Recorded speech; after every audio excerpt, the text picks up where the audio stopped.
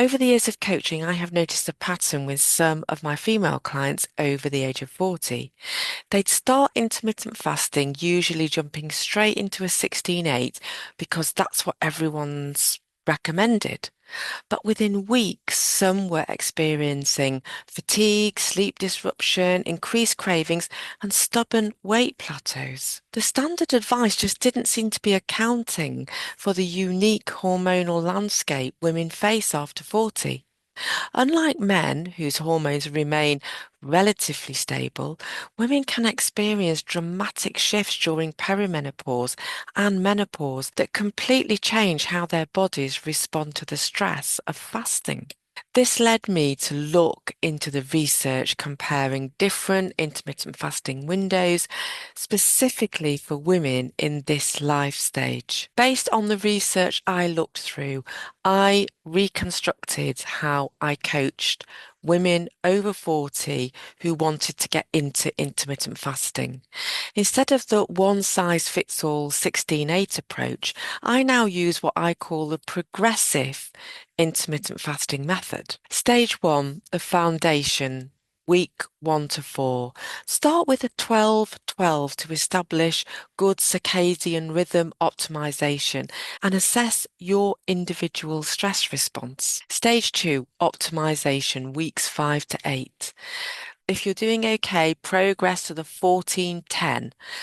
That's as long as your energy, sleep, and mood remain stable. This becomes the long-term sustainable approach for many women. Stage 3, the advanced option. And I would recommend this only for women with excellent stress management and sleep quality. Get those basics right first, and then you can adapt your intermittent fasting approaches. So what's the key insight here? Well, for women over 40, it's not about finding the most extreme fasting window.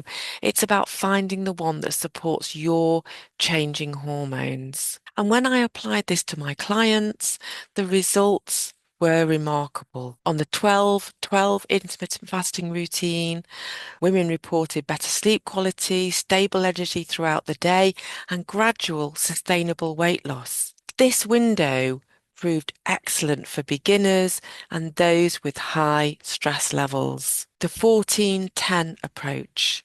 This emerged as the sweet spot for many women over the age of 40, providing significant metabolic benefits while maintaining hormone stability. Energy levels remained consistent and adherence rates were excellent. The 16/8 approach can be very effective, but I found it required careful monitoring and it was suitable for fewer women than traditional advice suggests. Interestingly, some of my most successful clients were those who stepped back from 16/8 and went on to a 14-10 for a while.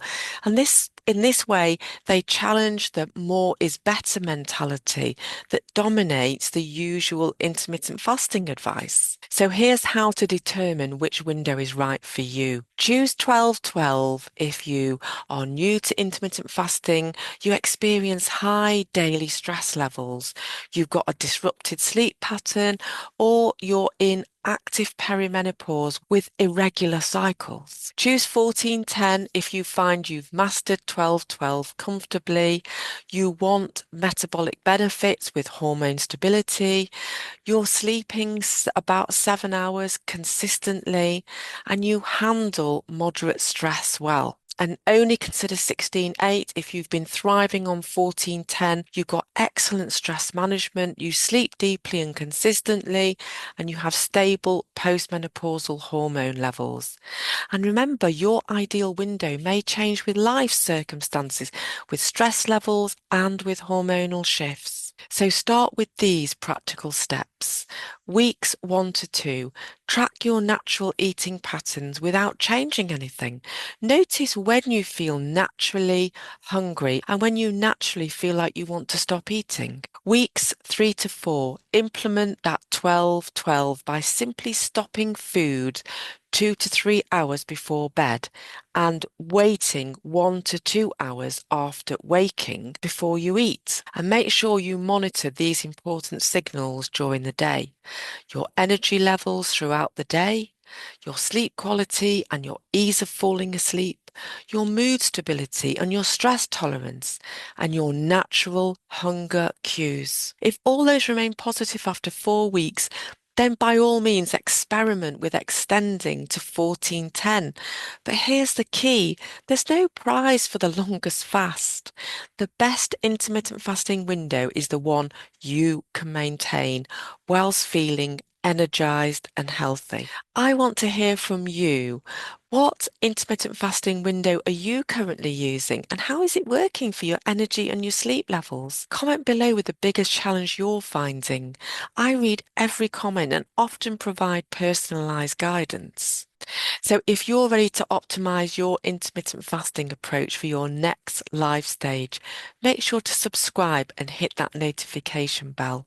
And if this video helped clarify intermittent fasting for you, please share it with a friend who might be struggling with finding her ideal fasting approach. That's it for this video. Thank you so much for watching.